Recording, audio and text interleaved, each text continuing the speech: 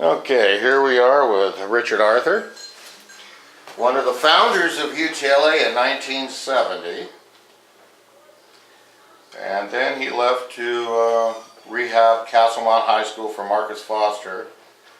It was the first case of violence by the SLA, and they tried to assassinate Richard 2 times. Had a wife and kids, had to move back down to LA, and then helped to form Whitney High School, one of the highest performing public high schools in the United States, for more than 25 years, as a matter of fact. And it's amazing that nobody wants to come and pick Richard's brain. So Richard and I, we had a TV show for 6 years on cable access before they destroyed that. So we're piling up videos where I pick Richard's brain. You're what, 86 now, Richard? 86. And Richard is still sharp as they can be concerning education matters. Now, what we've done here in the last couple of years is I asked Richard to write a book of his life from when he was very young, because he originally had, you had polio, didn't you, Richard? Mm-hmm. And then he becomes a star athlete, goes in the military, and luckily the war stopped just before he was going to become one of those guys in Japan on the run to death, as I would call it. So just recently, we're going to get Richard to talk about his book, but recently we had a major political situation happen in LA Unified with someone he's known from the very beginning of his career. George McKenna, who had the movie done by Denzel Washington, the George McKenna story done about his success at Washington Prep, is the 5th win against the billionaires in a year and a half, 3 of those being LAUSD Board of Education seats. So let's get a little history, because before I back George, the first call I made was to Richard, who's known George for 50 years. The next one was to Celeste King, who's known him for 30 years and who helped us on Public School Choice 3.0 with Washington Prep. And so Richard, when did you first meet George McKenna? I met him when I went to the board, school board. And what were the circumstances of that? You were then an administrator, or what were you? No, I was a teacher. You were just a teacher then, right? I was complaining to the school board about what was going on in the district, and I wanted them to do something. What were they doing wrong in the district at the time? I forget. Just about everything wrong. Okay, and what was George McKenna there about? Well, he was trying to help make it better. The same reason as you. Yeah. So you guys saw each other speaking and went, hey, we better talk to each other like you and I did, right? Right. See, I first met Richard and John Fernandez, Dr. John, at an Ebonics thing at a library, I think it was by USC, wasn't it? I think so. Or UCLA, USC. I think it was USC. And Richard was the only one there, and John Fernandez that made it, he says, but Richard made more sense than anybody, so I chased him, and you chased me down. We've had a pretty interesting relationship ever since on education and such. So about how long do you think George McKenna had been working when you met him in the district? Quite a while. So you think maybe 5 or 10 years into his career? Yeah. And about what year do you think that was? Had to be way pre-70, right? I think so. Was McKenna also involved in the strike in any way? I think he was involved in everything. Anything that had to do with making teacher better and professional. So the point that I'm trying to make here is that we have to have history on these people to know who they really are, correct? Mm-hmm. And when you have somebody who's consistent from the beginning, to me that means their base is good. They got a good foundation in their belief system. Right. So what really impressed you about McKenna when you first met him? Well, his knowledge of the situation. and sincerity. And did he come in with what we call outcomes or solutions? So you both came in with, this is the problem, we have a solution for that. You both did not come in and just complain and go, now fix it, right? Well, he and I weren't talking about it. I was on my own trying to get the school board to make some changes. He was on his own trying to do the same thing. So did you guys sort of join forces after that? Yeah, after that. And then both of you had other people you knew that joined into a larger force that eventually became UTLA. Eventually became UTLA. So let me ask you this, do you think that that might have been the beginning of the founding of this conceptually for you? Yeah, I think so. Isn't that something? Now, how many people know that? I don't know. Almost nobody, I guarantee you. Because you and I never talked about this. Building UTLA was quite a feat. A lot of work, a lot of hard work. But we built it out of all of the teacher organizations. There were 14 groups. We pulled them together into one, UTLA. That was a lot of hard work and a lot of cajoling and a lot of convincing everyone that we needed to work together. And there was a lot of resistance at the board, right? Yeah. But then Bill Johnson comes along, right? Yeah, 1970 Johnson or so. was, Because Anton was forced out. Did you have good relationships with that Bill Anton? yeah, pretty good, yeah. Because from what I've read, Anton left out of frustration. Bill Johnson was a breath of fresh air. So that's really what guaranteed, in spite of all the legal problems, the future of the union, because there was one person at the district that said, if we want to make education better, we need teachers as our partners. Was that what it was about? Yeah, that's what it was about. That's what I'm writing about now for my new book.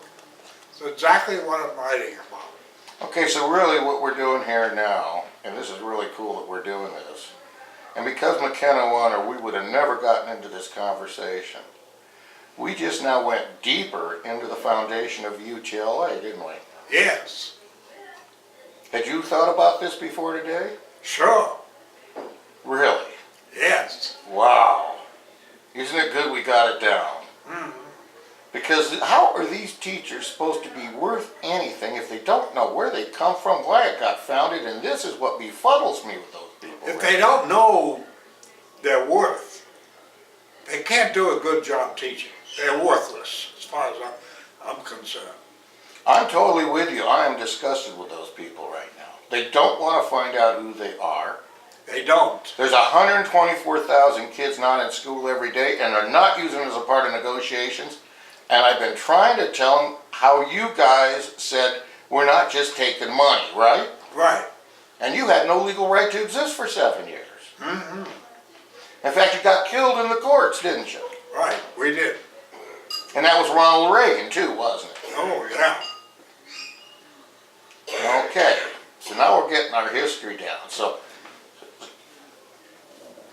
let's go back to the beginning of your I book. talked to Ronald Reagan You did? about this, yeah. What did he say?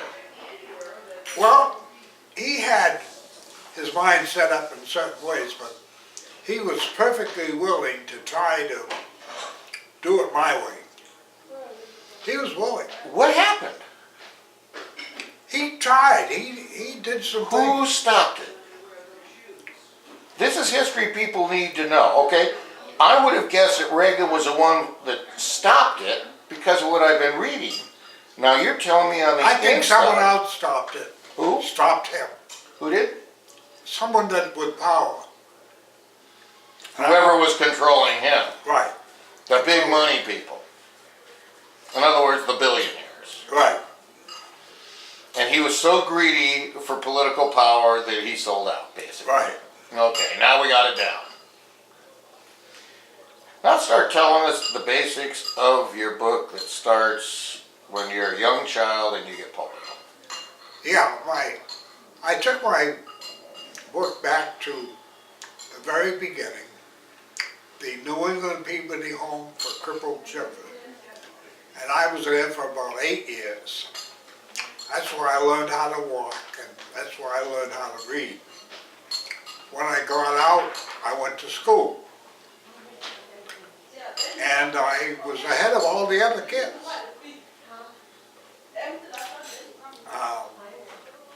Whenever there was a test, I had the best score. So, That was because of the education at the Peabody School? yeah, so my teachers, They really took care of business then.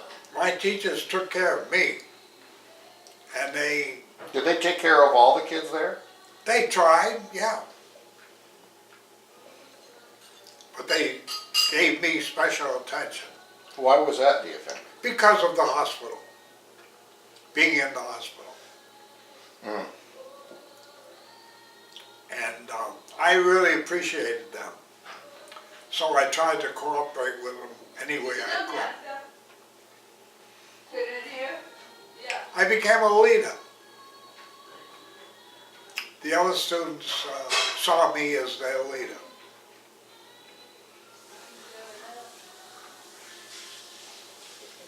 Okay, so eventually you get out of the Peabody School.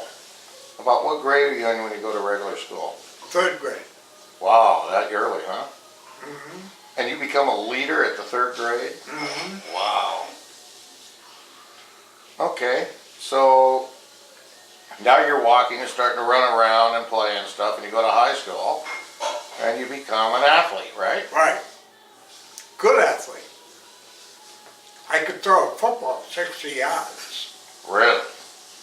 So were you a quarterback? I was a quarterback. I was the highest scorer on the basketball team. Really? I didn't know that was before.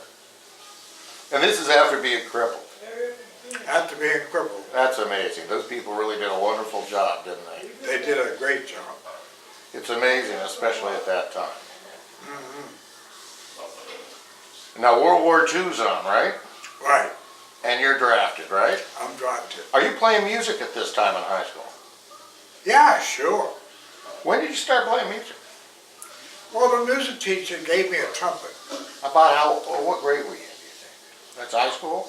at the high school.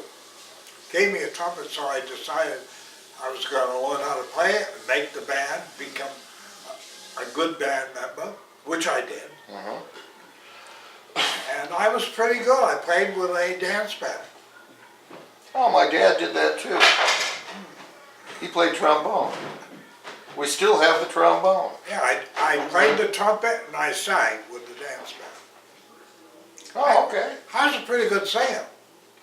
I wasn't as good as Frank Sinatra, but I was pretty good for where I came from and my age and everything. I was pretty good. And I loved singing. I wanted to make records, but we never really did. Well, back then, a lot of people, because we used to have a radio set that had a deal that you could make records off of those old 78s.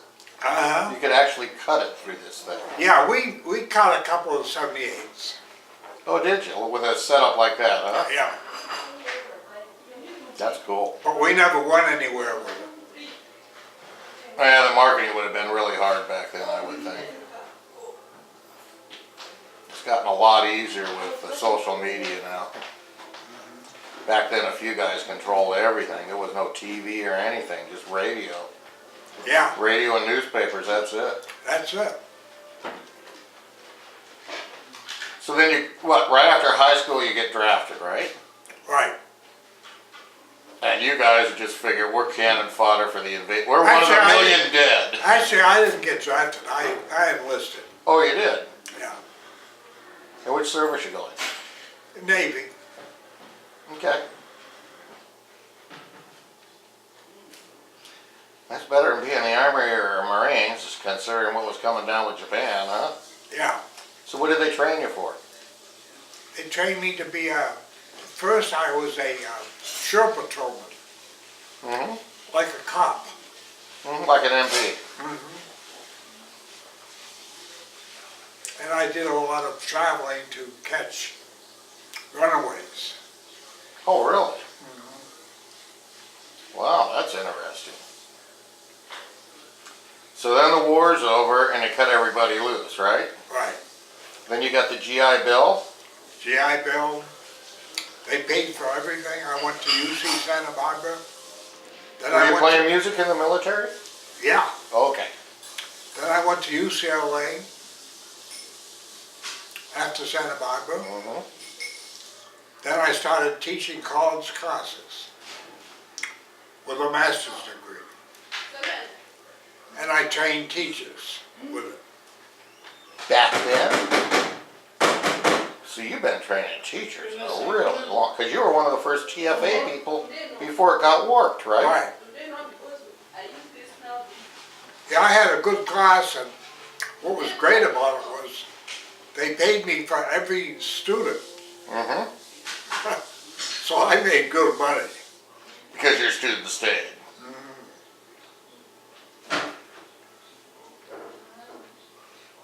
And then somewhere in there you meet James Dean and Hubbard, right? Yeah, I met James Dean And all their crew. and Hubbard, and I really liked James Dean. He was a special guy, Magnetic. really good guy. Like a nice guy off the camera, huh? Yeah, and he tried to help me. Tried to get me on television. Didn't have much luck. I didn't have. Hey, you gotta admire somebody who tries. Yeah, he tried. And this is back when Hubbard was just writing science fiction, correct? Yeah, Hubbard was writing a lot of science fiction.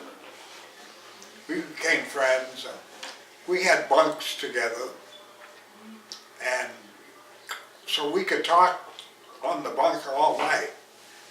This was in the Navy? Yeah. So you met him when he was in the Navy? Oh, I never knew that part of it. Yeah. Oh, wow, that's really interesting when you read his story. Okay.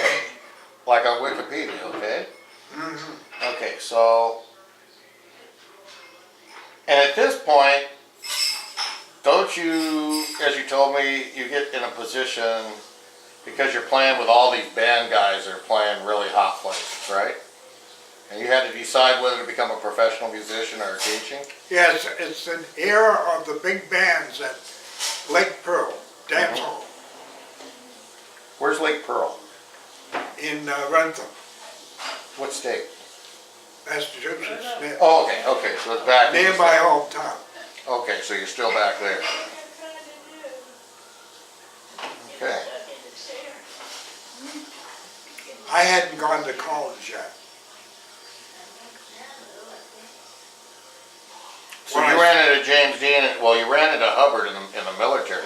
You had to run into James Dean out here. Yeah. He was a good man.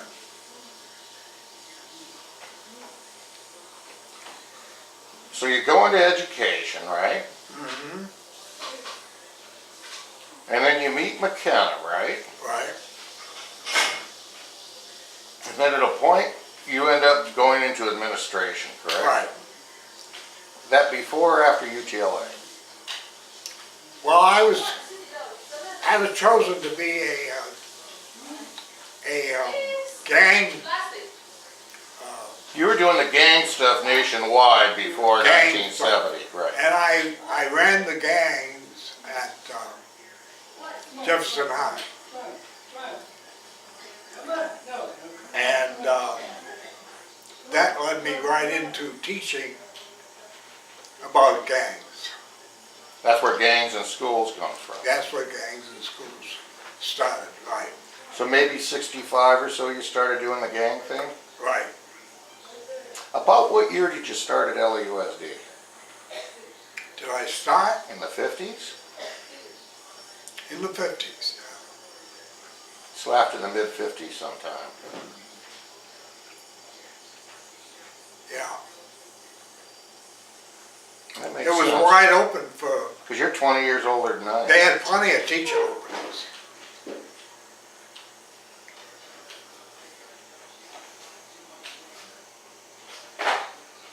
In fact, the old boardroom was your office at the end, wasn't it? Right.